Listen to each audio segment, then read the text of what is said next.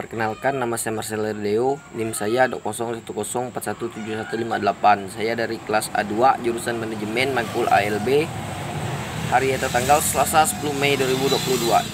Yang pertama, isu atau isu-isu atau masalah-masalah yang sedang berkembang.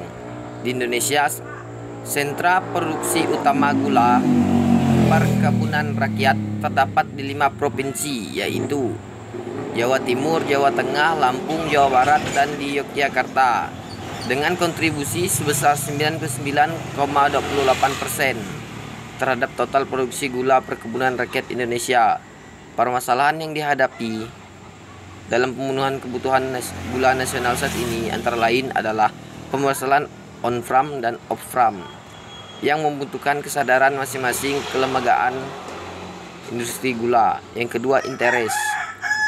Dalam industri gula ada banyak pihak pemangku kepentingan, stakeholder yang terkait dengan produksi gula, pegawai, direksi, dewan, komisaris, pemegang saham, customer, petani mitra, pemasok atau supplier, perbankan, mitra usaha lain, pemerintah dan masyarakat sekitar.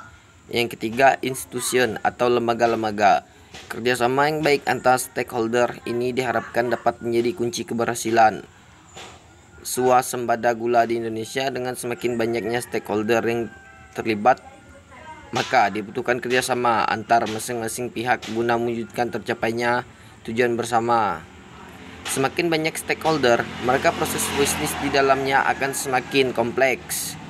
Oleh sebab itu dibutuhkan penggolongan supply chains atau supply chains manajemen SCM untuk koordinasi dan mengelola aktivitas dari masing-masing aktivitas bisnis supaya tujuan utama berupa peningkatan produktivitas gula bisa tercapai. Yang keempat, information atau informasi-informasi yang ada untuk menjadi lebih efisien. Praktik seperti outsourcing, kemitraan global, dan lean practice banyak diadopsi oleh supply chains. Walau terbukti dapat meningkatkan efisiensi, praktik tersebut secara simultan dapat mengakibatkan supply chains menjadi rentan terhadap ketidakpastian pasar, tergantung terhadap pemasok, serta resiko sumber risiko yang sifatnya tidak terduga, menjadikan manajemen risiko sebagai komponen kritis memegang peran penting dalam keberhasilan pengelolaan supply chains. Secara umum, proses manajemen risiko supply chains terdiri dari identifikasi risiko, analisis risiko, evaluasi risiko, dan mitigasi risiko. Identifikasi risiko merupakan tahapan fundamental dalam proses manajemen risiko.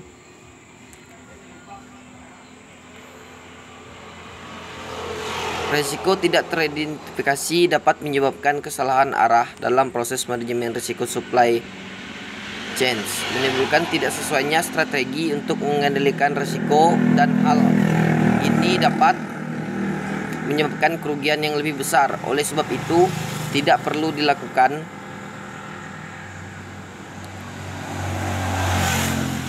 suatu metode analisis dalam mengidentifikasikan risiko.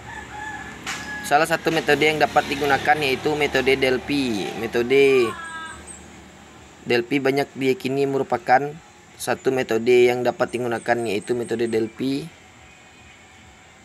merupakan metode yang lebih baik daripada metode survei tradisional. Dan dalam penggunaan metode Delphi, hal ini yang perlu diperhatikan yaitu pemilihan expert pada diskusi panel. Metode Delphi juga menyediakan alternatif yang lebih handal dan efisien untuk memecahkan masalah dengan ketidakpastian yang tinggi dan menguatkan cara brainstorming dan wawancara expert. Sekian dari saya, terima kasih.